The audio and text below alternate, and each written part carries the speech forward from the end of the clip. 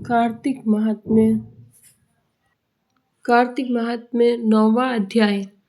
राजा पृथु बोले, हे श्रेष्ठ मुनि नारद जी, आपने कार्तिक मास के व्रत में जो तुलसी की जड़ में भगवान विष्णु का निवास बताकर उस स्थान की मिट्टी का पूजन करना बतलाया है, अतः मैं श्री तुलसी जी के महात्म्य को सुनना चाहता हूँ। तुलसी कहाँ और कैसे उत्पन्न हुई, यह बताने की कृपा करें। नारद जी ने कहा, राजन, आप सावधान होकर तुलसी की महत्ता तथा उनके जन्म का प्राचीन इतिहास सुनिए। एक समय जब देवगुरु बृहस्पति और देवराज इंद्र कैलाश पर्वत शंकर जी का दर्शन करने गए तो भगवान शंकर ने अपने भक्त की परीक्षा ली। उन जटाधारी दिगंबर ने उनके मार्ग में अवरोध डाला। यद्यपि वह तेजस्वी, शांत, लंबी भुजा और चौड़ी छाती वाले गौरवर्ण, अपने विशाल नेत्रों से युक्त तथा सिर पर जटा धारे वैसे ही बैठे थे, तथापि उन भगवान शंकर को न पहचानकर इंद्र ने उनका नाम धाम आदि परिचय पूछा और कहा, शंकर जी अपने स्थान पर हैं या कहीं गए हैं। इस पर उस तपस्वी ने कुछ न कहा, परंतु त्रिलोकीनाथ के ऐश्वर्य से गर्वित होकर इंद्र कब चुप रहते।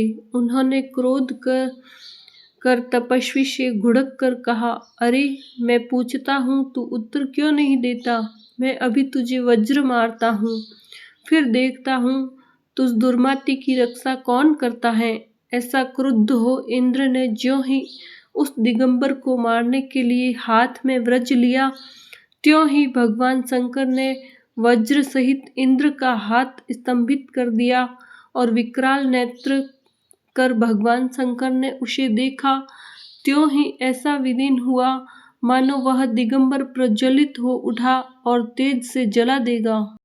भुजाएं स्तंभित होने से इंद्र के क्रोध और दुख का अंत न रहा, परंतु ज्यों ही बृहस्पति जी ने उस पुरुष को प्रज्वलित देखा, त्यों ही अपनी बुद्धि से उसको शंकर भगवान जानकर प्रणाम किया और दंडवत कर बहुत सी स्तुति भी की।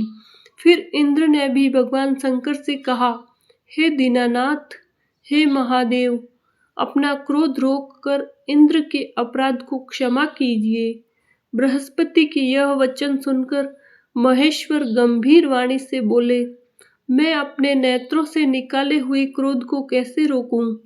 तब बृहस्पति ने कहा, भगवान, भक्तों पर दया करनी चाहिए। आप अपना भक्त वत्सल नाम सार्थक कीजिए। आप अपने इस तेज को कहीं और स्थापित कर इंद्र का उद्धार कीजिए।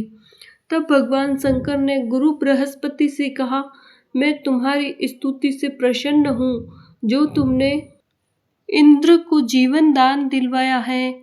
मैं विश्वास करता हूँ कि मेरे नेत्रों की अग्नि अब इंद्र को पीड़ित नहीं करेगी।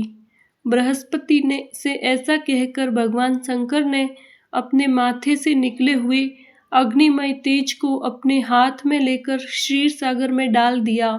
फिर लीलाधारी भगवान अंतर्ध्यान हो गए।